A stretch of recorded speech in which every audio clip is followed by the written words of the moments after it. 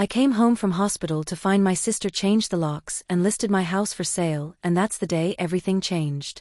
I'm sorry, but you can't enter this property. The owner has given explicit instructions that no one is allowed inside. I stared at the security guard blocking my own front door, my surgical incision throbbing with each heartbeat. I am the owner. This is my house. I was just in the hospital for 5 days. Ma'am, I have documentation right here showing that Veronica Ashford is the legal owner, and she's hired me to secure the property during the sale process. Veronica. My sister. The blood drained from my face. Veronica is my sister. She doesn't own this house. What sale process? That's when I saw it, the lockbox on my front door, the for sale sign stabbed into my lawn like a knife. I'd come home from emergency surgery to find my sister had changed the locks and listed my house for sale. Imbi. Today I'm going to tell you my story. But before I continue, please like, share, and subscribe to hear more stories like this. Let me take you back to the beginning so you understand how I ended up locked out of my own home. I'm 33 years old and work as a landscape architect for a firm in Charleston, South Carolina. 5 years ago, I bought my house, a beautiful low-country cottage with a wraparound porch in a historic neighborhood called Harleston Village. It took every penny of my savings for the down payment, but it was worth it. That house represented everything I'd worked for, every late night at the office, every careful budget decision. My sister Veronica is 36 and has always lived a more turbulent life than me. She's been married twice, both marriages ending in bitter divorces. She's worked various marketing jobs but never stuck with anything long enough to build real financial stability. Despite our differences, we were close growing up. Or at least I thought we were. About a year ago, Veronica went through her second divorce. Her ex-husband, Preston, got the house in the settlement, and Veronica found herself suddenly without a place to live.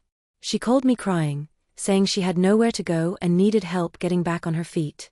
Just for a few months, she promised. Until I can save enough for my own place. I said yes because that's what family does, right? Veronica moved into my guest room with 3 suitcases and a mountain of emotional baggage. Those few months turned into a year. She contributed occasionally to groceries but never paid rent, always having some excuse about unexpected expenses or waiting for a commission check that never quite materialized. My best friend Dakota warned me that I was enabling her. Veronica is 36 years old. She needs to figure her life out without using you as a safety net. She's been through a lot, I defended. 2 divorces are traumatic. She just needs time. But deep down, I was getting frustrated. Veronica treated my house like a hotel, leaving dishes in the sink, using my expensive moisturizers without asking, inviting people over without checking with me first. When I tried to set boundaries, she'd get defensive and emotional. I can't believe you're being so controlling, she'd say. I'm your sister, not some tenant you can boss around. I should have listened to Dakota. I should have set firmer boundaries. But I never imagined what Veronica was actually capable of. The situation came to a head 3 months ago when I started experiencing severe abdominal pain. I ignored it at first, thinking it was just stress or something I ate, but it got progressively worse until I could barely stand upright. My colleague Harrison found me doubled over in pain at the office and insisted on taking me to the emergency room at Roper Hospital. The doctors discovered I had a ruptured ovarian cyst that had caused internal bleeding. I needed emergency surgery immediately. Everything happened so fast. 1 minute I was in excruciating pain, the next I was being prepped for the operating room. I managed to call Veronica to let her know what was happening. Oh my God, Brielle, are you okay? She sounded genuinely worried. I don't know. They're taking me into surgery now. Can you bring me some clothes and toiletries? I'll probably be here for a few days. Of course. Absolutely. Don't worry about anything at home. I'll take care of everything. At the time, those words seemed comforting. I had no idea what she actually meant by take care of everything. The surgery went well, but recovery was complicated. I developed a post-surgical infection that extended my hospital stay from the expected 2 days to 5 days. During that time, I was on heavy pain medication and mostly slept. The world existed in a foggy haze of beeping monitors and nurses checking my vitals. Veronica visited once, bringing me a change of clothes and my phone charger. She seemed distracted, constantly checking her own phone and making excuses to leave early. I have some important things to handle, she said vaguely. But I'll check on the house, make sure everything's secure. I should have questioned what important things meant. I should have wondered why she seemed so eager to leave. But I was exhausted and in pain, just grateful she was there at all. When I was finally discharged, Dakota picked me up from the hospital. My doctor had prescribed rest and a slow return to normal activities. I was exhausted, in pain, and just wanted to go home to my own bed, my own space, my own life. We pulled up to my house, and immediately something felt wrong. There was a lockbox on my front door, the kind real estate agents use. My stomach dropped. "What is that?" Dakota asked, voicing exactly what I was thinking. I got out of the car slowly, still sore from surgery, and walked up to my porch. That's when I saw it, a for sale sign in my front yard. My house was listed for sale. My house. I tried my key in the door. It didn't work. The lock had been changed. "This has to be a mistake," I said, my hand shaking. "This has to be some kind of mistake." I called Veronica immediately. No answer. I called again, straight to voicemail. I tried the door again, hoping somehow I was just too weak to turn the key properly. Nothing. A car pulled up, and a man in a suit got out carrying a tablet.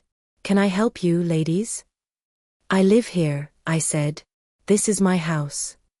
He looked confused, glancing between me and his tablet.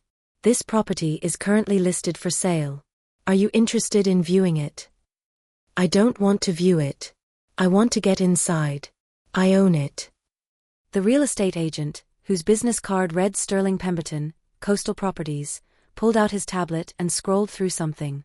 "According to my records, this property is owned by Veronica Ashford. She's hired our agency to handle the sale. The house is vacant and staged for showings." Vacant. Staged. I was in the hospital for 5 days. How is it vacant? "There's been a massive mistake," I said, trying to stay calm despite the panic rising in my chest. "My name is Brielle Ashford. This is my house. I have the deed. The mortgage is in my name. Everything. My sister must have done something illegal." Sterling looked uncomfortable. "I'm going to need to verify this with my office and with Miss Ashford. Until then, I can't allow access to the property." "Can't allow access?" "I live here. My belongings are inside." Dakota stepped in. "We need to call the police. This is clearly fraud." I called 911, and 2 officers arrived about 20 minutes later. I explained the situation while sitting on my own front porch like a stranger, like some confused woman who'd wandered to the wrong address. The officers, Sergeant Calloway and Officer Redmond, took statements from everyone. "Do you have proof of ownership?" Sergeant Calloway asked. "Yes, but it's inside the house. My deed, my mortgage statements, my mail, everything that proves I live here is inside." "Do you have anything on you?" "Driver's license with this address." I pulled out my license. It showed my address, 128 Wentworth Street. The officers examined it, then talked to Sterling, who showed them his listing agreement signed by Veronica. The signature looked like mine, but it wasn't quite right. The loops were too big, the slant was off. "This is clearly forged," I said. "That's not my signature." Sergeant Calloway nodded sympathetically. "It does appear there's been some kind of fraud. However, because this is a civil property matter involving family members, we can't just break down the door and let you in. You'll need to pursue this through the courts." "The courts? That could take weeks. Where am I supposed to live?" "Do you have somewhere you can stay temporarily?" I wanted to scream. Instead, I called my lawyer. His name was Theodore Blackwell, and I'd used him when I bought the house. I explained everything in a frantic rush. "Brielle, slow down. Let me get this straight. Your sister forged documents claiming she owns your house, changed the locks, and listed it for sale while you were in the hospital." "Yes. Exactly." "Okay, this is definitely fraud and possibly identity theft. I can file an emergency injunction to stop any sale and get you access to your property, but it'll take at least 48 hours. Do you have somewhere to stay?" Dakota squeezed my hand. "You're staying with me. Let's go." The next 48 hours were a nightmare.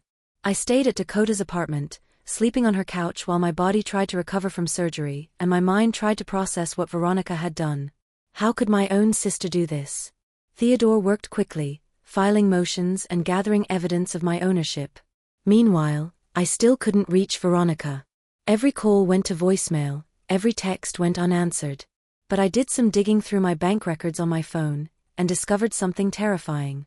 While I was in the hospital, someone had tried to access my bank accounts. The attempts had been blocked because of two-factor authentication, but the attempts were there, logged with dates and times that corresponded exactly to when I was in surgery. Veronica had tried to steal my money while I was unconscious. Theodore got a court order, and 2 days after I was discharged from the hospital, I was finally allowed back into my house with a police escort. What I found inside broke my heart. My house had been ransacked. It looked like Veronica had gone through every room, every drawer, every closet, searching for something. My personal documents were scattered everywhere: tax returns, old bills, bank statements. She'd clearly been looking for my financial information, deeds, account numbers, anything she could use. But worse than the mess was what was missing. My jewelry was gone, including my grandmother's pearl necklace that had been passed down to me. My laptop was missing. A collection of rare architecture books I'd been building for years was gone. Even my good leather jacket had been taken. She took everything she thought was valuable, I said to Officer Redmond, who was documenting everything for the police report. In my home office, I found evidence of what Veronica had been planning.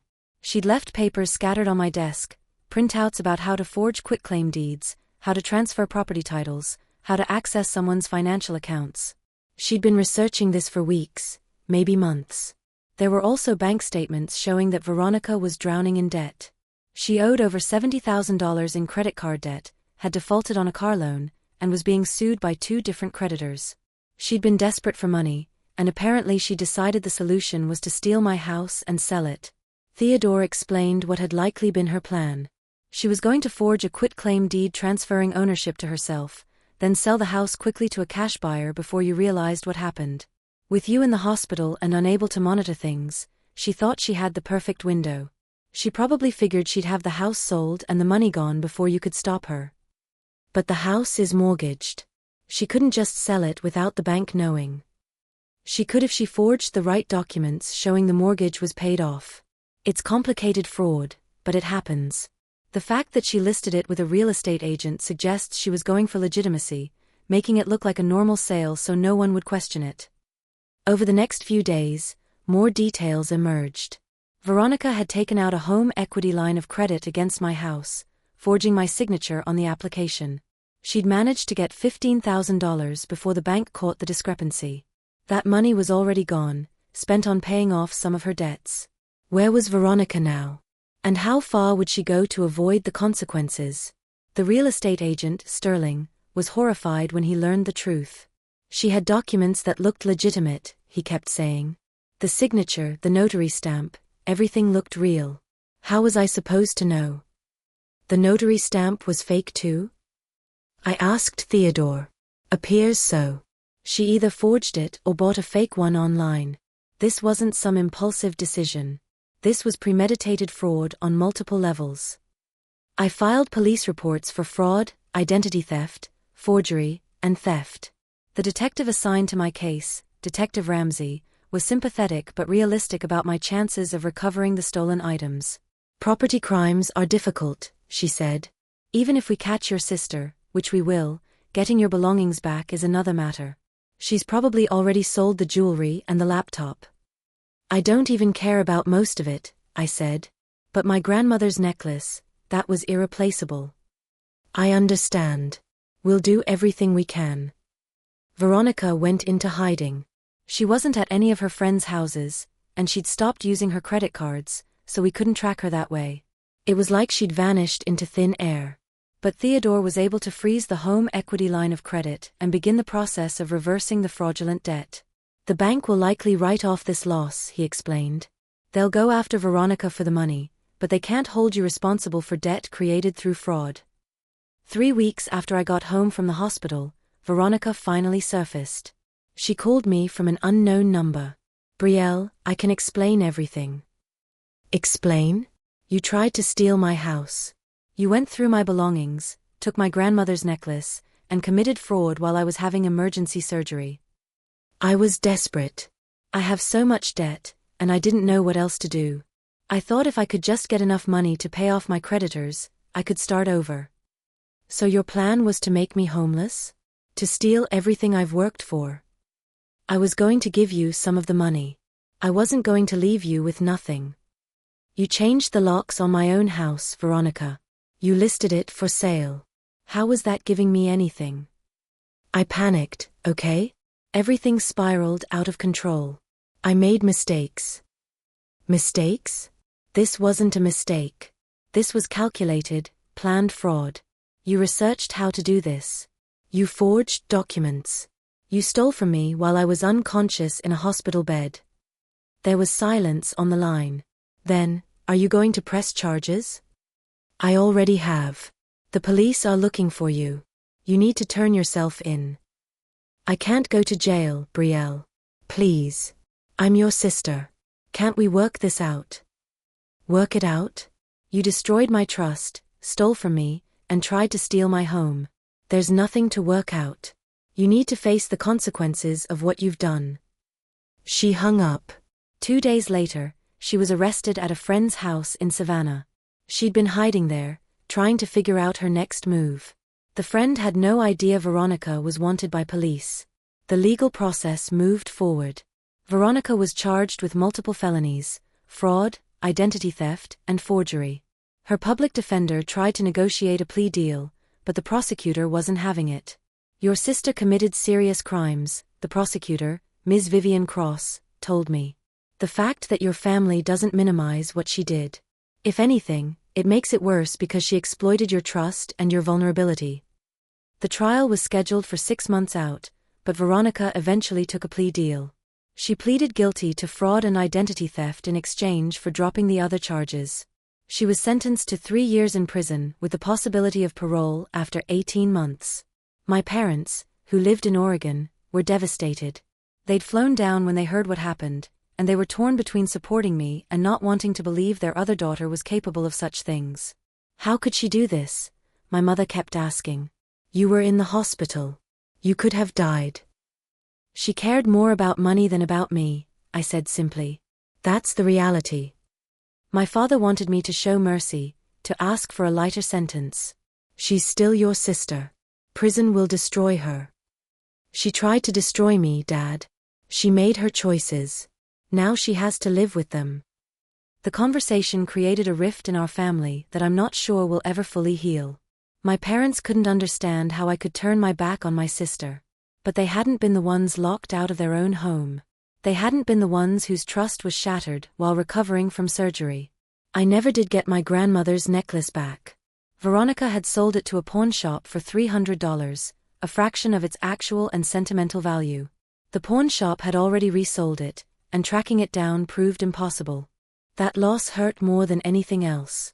That necklace had been worn by my grandmother on her wedding day, then passed to my mother, then to me. It represented generations of women in my family, and Veronica had sold it like it was nothing. The house was eventually sorted out. All the fraudulent liens and claims were removed from the title. The bank recovered what they could from Veronica's assets, which wasn't much. I had the locks changed again, this time to a smart lock system, installed a comprehensive security system with cameras, and slowly began to feel safe in my own home again. Dakota helped me redecorate, replacing the violated feeling of the space with new energy. We repainted the guest room where Veronica had stayed, a fresh coat of sage green over the pale blue she'd chosen. We rearranged furniture, bought new throw pillows, hung different artwork. You're reclaiming your home, Dakota said as we positioned a new bookshelf in my office. She doesn't get to take that from you. But some things couldn't be redecorated away. Some scars run deeper than paint can cover. I'd had to rebuild my sense of security and trust from the ground up. The betrayal cut deep, not just because of what Veronica did, but because of when she did it. I was at my most vulnerable, recovering from emergency surgery, drugged on pain medication, trusting that my sister would take care of things while I healed. And she saw that vulnerability not as a reason to help, but as an opportunity to exploit. That's the part one can't get past. That's the part that keeps me awake some nights, staring at the ceiling, wondering if I ever really knew her at all. Veronica is currently serving her sentence at the Leith Correctional Institution. She's written me letters from prison, long, rambling apologies asking for forgiveness, explaining how she's changed, how she's getting therapy and working on herself. I haven't responded. I don't know if I ever will. Some betrayals are too profound to come back from, and this is one of them. You can't forge someone's signature, steal their home, ransack their belongings, and then expect a heartfelt reunion after serving some time. That's not how trust works. That's not how family should work. My parents still visit her in prison. They say she's remorseful, that she's genuinely trying to better herself. Maybe that's true. Maybe she is working on her issues, addressing the desperation and poor decision-making that led her to commit fraud against her own sister. But it doesn't change what she did. It doesn't erase how she fundamentally broke our relationship. Remorse after the fact doesn't undo the trauma of coming home from the hospital to find yourself locked out of your own house. Dakota has been my rock through all of this. She's helped me process the anger, the hurt, the sense of violation. She's reminded me that what Veronica did says everything about her and nothing about me. You opened your home to her, Dakota said one evening over wine on my porch. You helped her when she had nowhere else to go. Her response to that kindness was betrayal. That's on her, not you. I've also started therapy to work through the trauma. My therapist, Dr. Simmons, has helped me understand that grief isn't just for death, it's for any significant loss. And I lost my sister, not to death, but to her own choices. I'm grieving the relationship I thought we had, the sister I thought she was. I'm 33 years old, living in the house I worked hard to buy, and I've learned some hard lessons. Family doesn't give you the right to destroy someone. Blood relation doesn't excuse betrayal. And sometimes the people who should protect you are the ones you need protection from. I've also learned that I'm stronger than I thought. I survived emergency surgery, fraud, theft and betrayal, and I'm still standing. My house is still mine. My life is still mine. Veronica tried to take that from me, and she failed. So here's my question for you. If your sibling tried to steal your home while you were hospitalized and claimed they did it out of desperation, would you forgive them? Or would you let them face the full consequences of their actions? I know what I chose. I chose myself. And I'd make the same choice again.